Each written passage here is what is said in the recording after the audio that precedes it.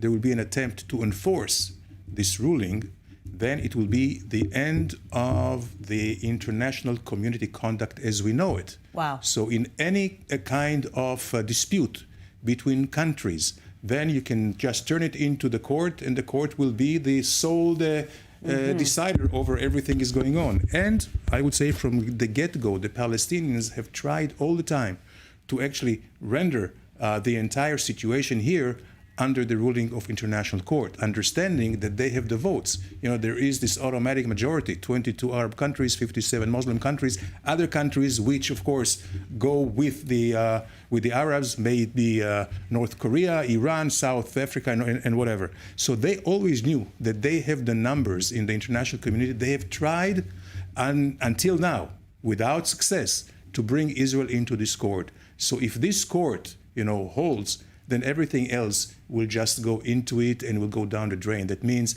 that the court can decide on Israel's conduct in Judea and Samaria. They can decide what would be the results of any kind of negotiations, not to prejudge negotiations between Israel and the Palestinians, and so on and so forth. So I believe the United States will also agree that this ruling will actually hinder and impede and may be a great obstacle to any chance in the future for a political settlement between Israel and the Palestinian and a process of dialogue. Because right now, the Palestinians will have no incentive to go into a dialogue. Right. We'll turn everything into the court. This is why it has to be just struck down.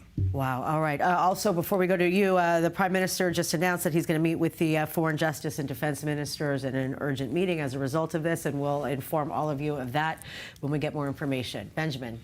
A few thoughts. The Israeli poet Amir Gilboa once wrote about the nation's attitudes towards the Jewish people and their plight. He said, if the nations of the world show me as a Jew a stone and I concur that it's a stone, they'll say, yes, it's a stone. If they show me a tree and I concur that it's a tree, they'll say, yes, it's a tree. But if they show me my Jewish blood spilled and I concur it's my Jewish blood spilled, they'll dismiss that and they'll say it's merely paint.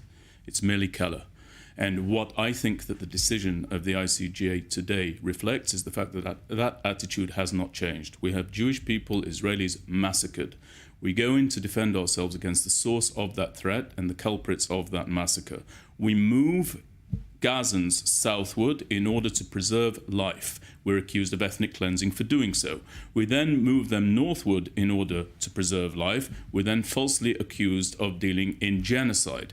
What the Israel Defense Forces and what the Israeli government should take from this ruling is that they must ratchet up the operation inside the Gaza Strip, not draw it down, intensify it, destroy this enemy, bring back our hostages militarily if at all possible, and certainly dismantle the remaining battalions of Hamas inside the Gaza Strip, particularly the 4 inside Rafah, in opposition to what we heard the ICJ state today. How long it took before the operation in Rafah even began? Israel was standing by, not doing it, listening, and listening. 3 very long weeks. Yeah. It took a very long time. And the last thing I want to say about this is, it is a dark day for Israel when it comes to the way that the ICJ has ruled. But I do want to give high credit and earnest thanks to our representatives who litigated our case before what is clearly a bent court. Individuals such as those that we heard from, Tal Becker comes to mind in a particularly dignified, rigorous and vigorous manner. Individuals who helped behind the scenes, like Ben Walhouse, like Eran Shamir Borer, people who have dedicated their professional expertise in the legal field to the defense of the State of Israel in international courts. I really do applaud them. I ask that they remain heartened by the wonderful argumentation that they presented and helped to present. And the State of Israel, the Jewish people, the people with the eternal memory, will not forget this unjust decision by the ICJ, who have inverted justice on this very, very dark day. Not a dark day for Israel, as I said, but a dark day for that court.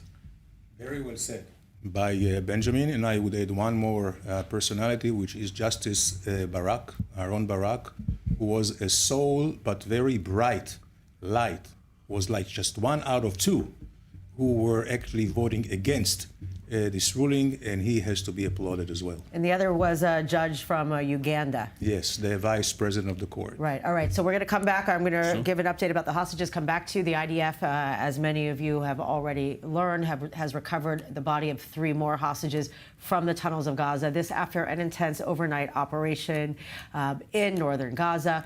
30-year-old Orion Hernandez Redu, 42-year-old Hanan Zablonka, and 59-year-old Michelle Nissenbaum were all killed on October 7th. Their bodies brought into Gaza. There had been no information about their status, but they were this whole time believed to be alive and among the hostages until recently. Here's more from the chief IDF spokesperson, Daniel Hagari. Their bodies were rescued during a special operation based on precise intelligence in the area of Gaza. Hanan was partying with his friends at the Nova Music Festival. He was murdered by Hamas terrorists and his body was taken into Gaza. Michel, an Israeli and Brazilian citizen, was on his way to pick up his 4-year-old granddaughter. He was murdered by Hamas terrorists and his body was taken into Gaza. Orion Hernandez, a tourist from Mexico with French citizenship, was partying with his girlfriend, Shani Luke, at the Nova Music Festival. Shani and Orion were celebrating life in the Nova Music Festival.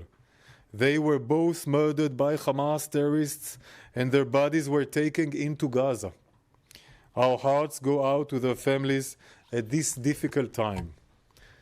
There are men, women, children, and babies being held by Hamas in living hell across our border in Gaza. We will not stop fighting for their freedom. Every decent country in the world would do the same.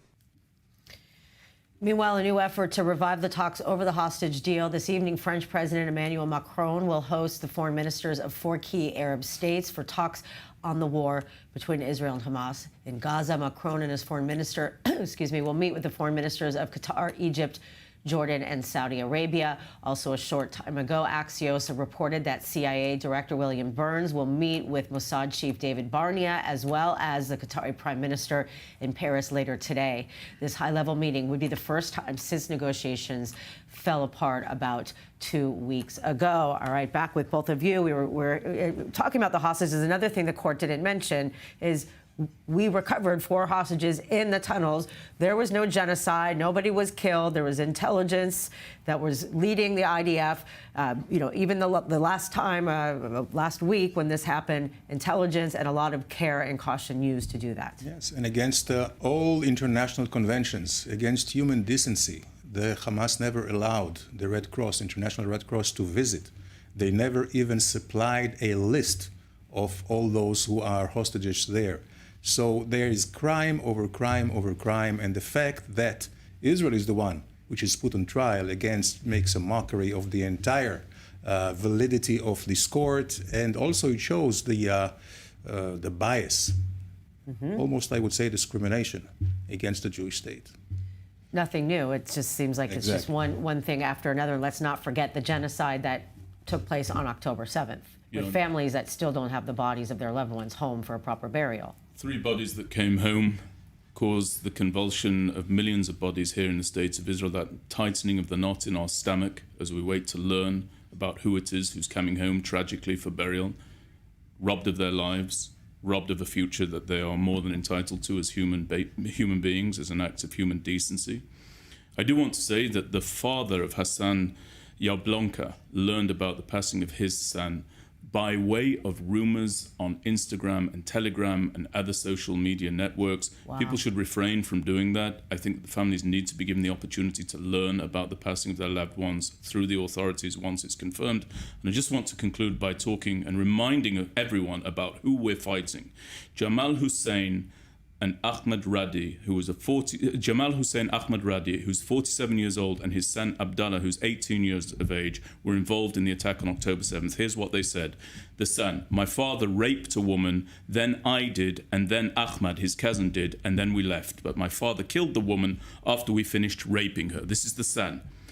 The father raped the woman, confessed to raping the woman in Israeli captivity once he was apprehended, and then tried to cover for his son, who he had witnessed raping this Israeli woman inside Israel on October the 7th. This generational evil is what we are fighting against. That is a father and a son duo, plus a cousin, talking about raping a Jewish woman inside Israel on October the 7th and confessing to doing so before killing her and murdering her in cold blood. Recourse. Those people who embody that level of evil need to be destroyed. That's what we're talking about when we're talking about destroying individuals of Hamas. We're not talking about civilians. We're talking about this level of generational evil, and that's why we've got to rush forward inside Gaza deliberately in adherence to all of our moral code.